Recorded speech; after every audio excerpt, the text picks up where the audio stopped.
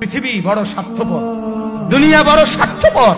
দুনিয়া কাউরে জায়গা দেয় না, দুনিয়া কাউরে জায়গা দেয় না। এত মজবুত পাইলিং করে যেই বিল্ডিং বানাইলাম, দুনিয়া তারে থাকতে দেয় না। যা বেটা যা, যা তুই লাথি দিয়া বাইর করে যা, কবরে যা, কবরে যা। দুনিয়া কাউরে থাকতে দেয়। দুনিয়া কত ক্ষমতা ধরকে মাটির নিচে ফেলায় দিছে, দুনিয়া কত সম্পদ আলাকে মাটির নিচে ফেলে দিছে, দুনিয়া কত সুন্দরী নারীকে মাটির নিচে ফেলায় দিছে, মাটির সাথে রেজা রেজা করে ফেলছে। আজ আর চেহারা নাই, আজ আর রূপ নাই, আজ আর যৌবন নাই, আজ আর ক্ষমতা নাই। এমন বাদশা ছিল পৃথিবীতে যার হাতের আঙ্গুলের ইশারায় মানুষের গর্দান উড়াইয়া দিত, যার হাতের ইশারায় উঠত মানুষ, বসত মানুষ। আজ বাদশারা নাই, আজ সম্পদওয়ালারা নাই, আজ মালওয়ালারা নাই। দুনিয়া কাউরে থাকতে দেয় না, কাউরে না দোস্ত, কাউরে দেয় না। দুনিয়া দাদারে আমার থাকতে দেয় নাই। আমার দাদারে আমি দেখছি, আজ আমার দাদা নাই। আমার নানারে আমি দেখছি, আমার নানা নাই। আমার দাদিরে আমি দেখছি, আমার দাদি নাই। আমার নানিরে আমি দেখছি, আমার নানি নাই। আমার বাবারে আমি দেখছি, 14 লক্ষ টাকা বাবার পেনশনের আমি সব ডাক্তারের পিছনে খরচ করে ফেলছি, বাড়ির ফসলের জমি বিক্রি করে ফেলছি। আমার বাপ যেন না মরে বারবার বারে হসপিটালে নিছি, কিন্তু দুনিয়া আমার বাপকে থাকতে দেয় নাই। আমার বাপ কবরে চলে গেছে।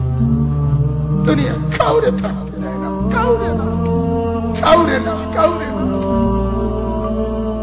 কাউরে না। আমার বাপ দুনিয়া কাউরে থাকতে দেয় না। তুমি থাকবা না, তুমি থাকবা না। দুনিয়ার ধোকায় পড়ো না বাপ, দুনিয়ার ধোকায় পড়ো না। মাকে বুঝান, আজ মারা বেসামাল হয়ে গেছে, আজ বোনেরা বেসামাল হয়ে গেছে, বেপরদার উৎসব তুলে দিছে। এটা যেন আল্লাহর সাথে যুদ্ধ করছে। আল্লাহ করোনা না, তুমি আরো কিছু দাও, আমরা বেপরদিকে ছাড়বো না। যুবক ছেলেগুলো যেন বলতেছে, আল্লাহ তুমি করোনা দেওয়ার চাই দাও, অশ্লীল ছবি দেখা, ফেসবুকে নর্তকী দেখা, আমরা ছাড়বো না। দেখি তুমি কি করতে পারো, তুমি যা করার করো। দোকানদার ব্যবসায়ীরা হারামের লেনদেন করা বন্ধ করছে না, সুদখোর সুদ ছাড়ছে না, ঘুষখোর ঘুষ ছাড়ছে না, নাফরমান আর জিনাকার ব্যভিচারী এরা কেউ কিছু ছাড়ছে না। বেহায়ার বেপর্দা নারী তার অশ্লীলতার বেহায়াপনা ছাড়ছে না। মুসলমান তার ঘরে টেলিভিশনের নর্তকীর আওয়াজ তো বন্ধ করছে না। হায় করোনা কিভাবে যাবে, আযাব কিভাবে যাবে বলেন, বলেন, বলেন আপনারা। আমার বাপ ফেরাউনের উপরে তো আযাব এতদিন ছিল না, নমরুদের উপরে আযাব এতদিন ছিল না, সাদ্দাদের উপরে আযাব এতদিন ছিল না, কারুনের উপরে আযাব এতদিন ছিল না, লূত আলাইহিস সালামের কওমের উপরে আযাব এতদিন ছিল না, হুদ আলাইহিস সালামের কওমের উপরে আযাব এতদিন ছিল না, নূহ আলাইহিস সালামের কওমের উপরে এতদিন আযাব ছিল না। আজ আমরা মালিককে এই পরিমাণ নারাজ করছি, মালিক এত বেশি নারাজ। আজ 1 বছর হয়ে গেছে, 1 বছরের চাইতে বেশি হয়ে গেছে, কই করোনার মহামারীর আযাব তো যাচ্ছে না, গেছে গা। মানে আমাদের লক্ষ লক্ষ বাচ্চার পড়ালেখা বন্ধ, এরা নষ্ট হওয়ার চূড়ান্ত পর্যায়ে পৌঁছে গেছে। মোবাইল এদেরকে শেষ করে দিছে। লক্ষ লক্ষ ছেলে।